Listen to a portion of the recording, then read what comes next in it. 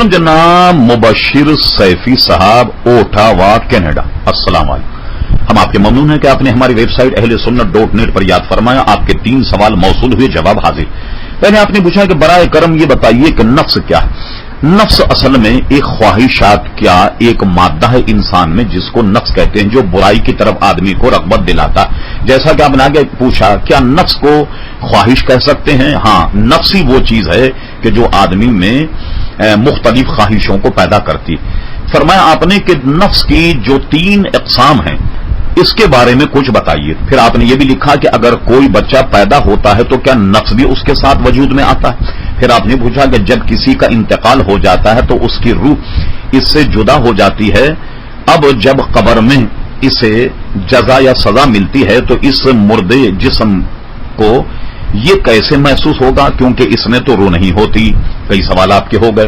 देखिए, जो नफ्स की 3 किस्में हैं उसमें बताया गया, एक तो है नफ्स अम्मारा, यानी आदमी की एक ऐसी फितरत है जो आदमी को बुराई की जानी माइल करती है या उसको बरअंगेख्ता करती है या उकसाती। इसको कहते हैं नफ्स अम्मारा। एक का नाम है नफ्स लव्वामा। इसका काम यह है कि जब आदमी से कोई बुराई सरजद हो जाए तो आपने देखा होगा कि बावजूद इसके कि आप कितना ही मुतमईन होने की कोशिश करें कि मैंने बुराई नहीं की और गुनाह नहीं किया, लेकिन आदमी में एक ऐसी ताकत है जो आप पर मलामत करती होगी कि नहीं, ये काम जो है वो अच्छा नहीं हुआ, गलत हुआ।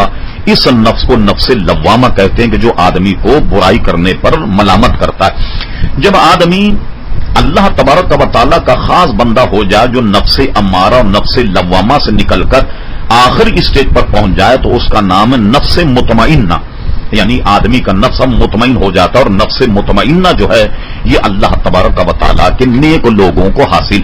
ये जो आपने फरमाया जब बच्चा पैदा होता है तो क्या नफ्स भी उसके साथ वजूद में आ जाता है? जाहिर है, जब बच्चा पैदा हो तो सारी चीजें तो उसमें हो जाती, लेकिन जहां जहां शऊर आदमी का बालिग होता चला जाता है तो नफ्स की शरारतें भी उसी तनासुब से बढ़ने लग जाती। फिर आपने पूछा कि जब किसी का इंतकाल हो जाता है तो उसकी रूह उससे जुदा हो जाती।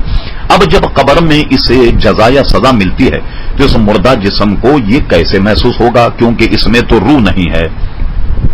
इसके समझने में असल में आपको गलती हो गई। वो ये है कि जब आदमी का इंतकाल होता है, अगरचे उससे रूह जुदा हो जाती है मगर उसका ताल्लुक बदन से रहता है।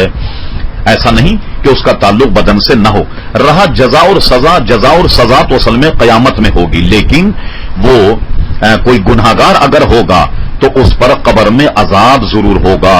जैसा कि अगर आपको मौका मिल जाए तो मिशकात शरीफ का एक बाब आप पढ़ लें, किताब इस बात अजाब कब्र, जो पहली जिल्द में आपको मिल जाएगी, जिसमें साहिब मिशकात ने कई हदीस नकल फरमाई कि अजाब कब्र कैसे होता है। तो चूंकि बंदे पर जब अजाब कब्र होता है तो रूह का बदन से ताल्लुक होता है। बज़ाहिर बदन कितना ही खत्म हो जाए, कितना ही फना हो जाए, कितना ही मिट्टी में मिल जाए, लेकिन उसका ताल्लुक जो है वो रूह से हमेशा रहता है।